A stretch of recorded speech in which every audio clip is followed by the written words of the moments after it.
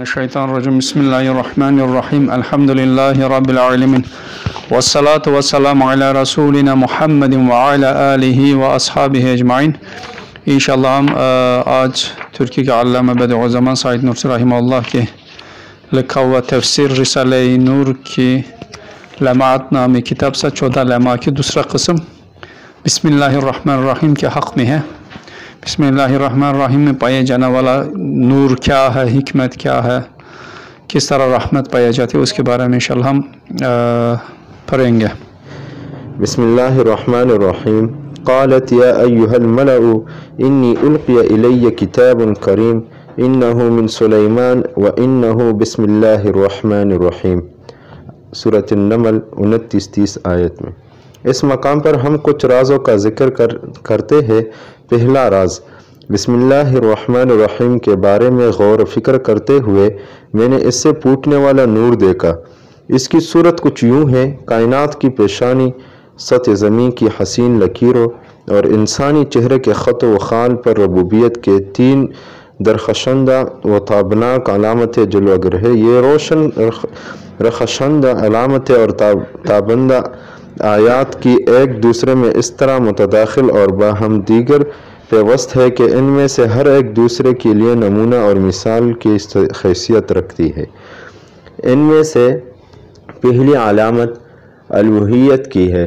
سب سے بڑی مہر یا علامت جو کہ تمام کون و مکان کے اجزاء و عناصر کے مابین جاری تعاون، امداد، باہمی ہم آہنگی، ہم کناری اور ہم کلامی وہ ہم جوابی کی صورت میں جلوہ ریز ہے۔ اس طرح کہ بسم اللہ کا رخ الوہیت کی اسی علامت کی طرح ہے اور وہ اسی پر دلالت کرتی ہے۔ یعنی بسم اللہ الرحمن الرحیم میں پایا جانے والا بہت سارے اسرار و رموز ہیں۔ یہاں انشاءاللہ 6 اسرار بیان کیا جائے گا۔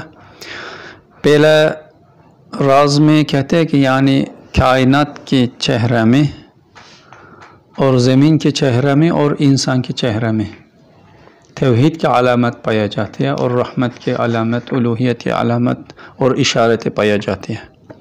اس میں وہ ہر ایک میں انشاءاللہ بتائے گا۔ پہلا علامت کیا ہے؟ الوہیت کی ہے۔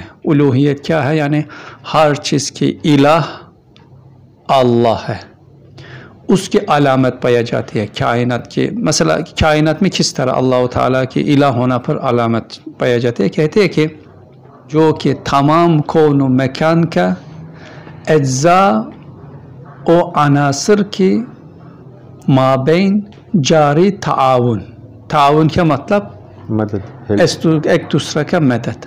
ہم کائنات میں جہاں جہاں دیکھتے ہیں، جب دیکھتے ہیں ہمارا کیا ایک بہت عمومی ایک تعاون، معاونت، مدد نظر آتی ہے۔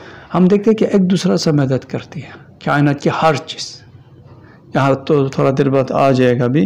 مثال کے طور پر بادل زمین کی درختوں اور لوگوں کی مدد کے لیے آ جاتے ہیں۔ گاز حیوانات کی زندگی کی جاری کرنے کے لیے مدد کرتے ہیں۔ حیوانات اور پودے اور پھل پھولے انسان کی زندگی کی جاری رکھنے کے لیے تعاون کرتے ہیں۔ ذرات طعامیہ جسم کے زندہ رکھنے کے لیے ایک تعاون، ایک درمیان میں ایک معاونت، مدد پایا جاتی ہے۔ ہم دیکھتے ہیں کہ ایک مدد ہے، ہر چیز ایک دوسرے سے مدد کرتی ہے، ایک عمومی مدد، تعاون نظر آتی ہے۔ دوسرا اور امداد باہمی، یعنی ایک دوسرا امداد کا مطلب ایک دوسرا کی حاجت پر بھاگنا، اس کی حاجت پورا کرنے کی کوشش کرنا۔ یعنی وہ اس کی ضرورت ہے، اس کی وہ بولتے ہیں کہ مجھے یہ ضرورت ہے، جو نہیں ملے گا میرا زندگی ختم ہو جائے گا۔ دوسرا چیز اس کے پورا کرنے کے لیے ایک امدادی طور پر بھاگ جاتی ہے، اس کی وہ یہ امداد نظر آتی ہے۔ اور ہم آہنگی، اس کے ساتھ ساتھ کیا ہے؟ کائنات کے اندر یا معاونت کے ساتھ، مدد کے ساتھ اور امداد کے ساتھ ایک آہنگ پایا جاتی ہے، یعنی ایک اور انتظام کے ساتھ ہو جاتی ہے، ایسے ویسے نہیں۔ یعنی ایسے نظر آتی ہے کہ کائنات میں ایک دوسرے کے جیسا بات کرتی ہے. مثلا گاس کہتے ہیں کہ مجھے پانی کی ضرورت ہے، وہ بولتے ہیں جیسے بادل آ کر پانی دیتے ہیں. ایسا نظر آتا ہے ایک دوسرے کا کیا کرتے ہیں، ہم کلام ہوتے ہیں ایک دوسرے سے جواب. وہ بولتے ہیں کہ مجھے یہ ضرورت ہے، دوسرا چیز فوراً آ کر وہ چیز دیتی ہے.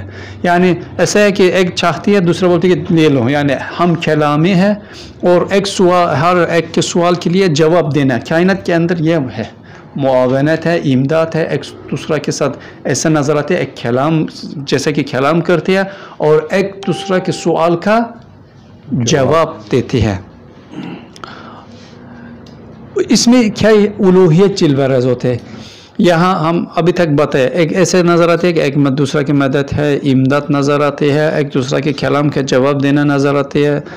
لیکن اس کے بعد ہم یہ سوچے گا، تھوڑا سا عقل کے ساتھ سوچے گا، ان کے اندر عقل نہیں ہے کہ ایک دوسرا کی ضرورت جاننا ہو. بادل کے اندر عقل ہے کہ یا گاس کے لیے پانی کی ضرورت ہے، میں جا کر وہ پانی دینا چاہیے کہ تاکہ وہ گاس اور پودے اور چیز زندہ رہ جائے یا انسان. وہ ایسی چیز نہیں سوچتی. یعنی درمیان میں مدد ہے لیکن وہ ایک دوسرا مدد نہیں جانتے کہ کس لیے مدد کرتی ہے، کیسے کرتی ہے. ایک دوسرے کے درمیان سوال اور جواب ہے لیکن دونوں کی زبان بھی نہیں ہے کہ بول سکے، زبان بھی نہیں ہے کہ جواب دے سکے، عقل بھی نہیں ہے کہ اس کے سوال کے سمجھ سکے، اس کے سوال کے جواب دے سکے. اسی طرح یہ اتنا بہترین ایک آہنگ کے ساتھ مدد، معاونت، امداد، سوال جواب ہے لیکن ان چیزیں کے کرنا والا اسباب کے اندر عقل، علم، ارادہ کوئی چیز نہیں ہے. اس سے ہمارا پتہ چلتے ہے کہ ایک الوہیت مطلقہ ہے، یعنی پورا مخلوقات کی ایک الہ ہے اور وہ حکم کرتے ہیں اور ایک کے دوسرا کی مدد میں بیچتی ہے.